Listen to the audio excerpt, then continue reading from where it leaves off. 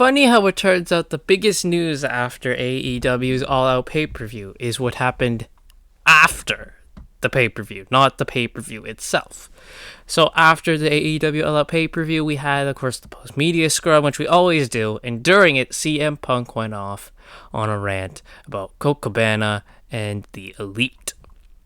So Punk was asked, if he's still friends with Colt Cabana, and he's like, it's 2022. I have been friends with this guy since at least 2014, late 2013, and the fact that I have to sit up here because we have irresponsible people who call themselves EVPs and couldn't manage a target, and they spread lies and BS put into a media that I got somebody fired when I have F all to do with him, want nothing to do with him, do not care where he works, where he doesn't work, where he eats, and where he sleeps. And the fact that I have to get up here and do this in 2022 is embarrassing. What did I ever do to deserve an empty-headed dumbass like Hangman Adam Page to go out on national TV and go into business for himself? What did I ever do? I didn't do a damn thing. It's not Tony Khan's position to make it very clear. There's people who call themselves EPPs that should have known better. I'm trying to run a business, and when someone who hasn't done a damn thing in this business jeopardizes the first $1 million house that the company has ever drawn off my back and goes off on national TV and does that, it's a disgrace to this industry, it's a disgrace to this company. We're far beyond apologies. I gave him a chance. It did not get handled, and you saw what I had to do, which is very regrettable, lowering myself to his level, but that's where we're at right now. And I will still walk up and down this hallway and say, if you have a problem with me, take it with me. Let's go. Well. Punk, of course, here, he later said, elaborating on that EVP comment, because if you're an EVP, you don't try and meddle with your top babyface. Try to get your niche audience on the internet to hate him for something. Made up rumors. It really pisses me off. Stepping on your own, trying to make money, sell tickets, fill arenas, and these stupid guys think they're in Rosita. And then, talking about Hangman, he said, our locker room, for all the wisdom and brilliance it has, isn't worth S when you have an empty-headed idiot who's never done anything in this business do public interviews and say, I don't really take advice. Who do you think you are? That's stupid. That's how I feel about it. I dare you to go to Terry Funk's face and say, I don't need to listen to you, Mr. Funk. I know what I'm doing. Grow up.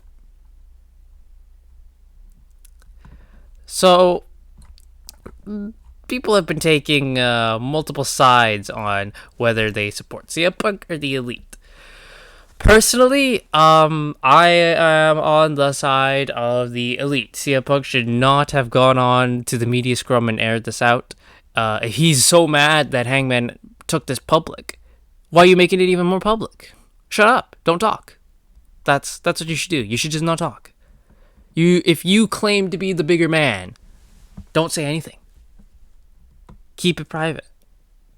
And after this, apparently it was that CM Punk and the Young Bucks got into a bit of a fight after. You can see later on in the media scrum that a security guard leaves, and it turns out we might know why. As Fightful Select has been reported that Punk is alleged to have begun the physicality by swinging punches at Matt Jackson. The report adds that Punk's trainer and AEW producer Ace Steel was involved and was said to have thrown a chair at Nick Jackson.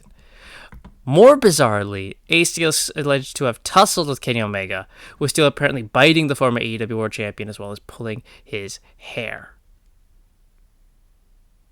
There was additional confirmation start from PW Insider noting that Omega and the Young Bucks were the ones that confronted Punk in his dressing room. After the sides were separated, they continued to argue, leading to the Bucks and Omega exiting the area of Punk's locker room. And it says here that Tony Khan was not present because he was still on stage in the media scrum. Now, with this said, there needs to be some consequences here. Ace Steel needs to get fired.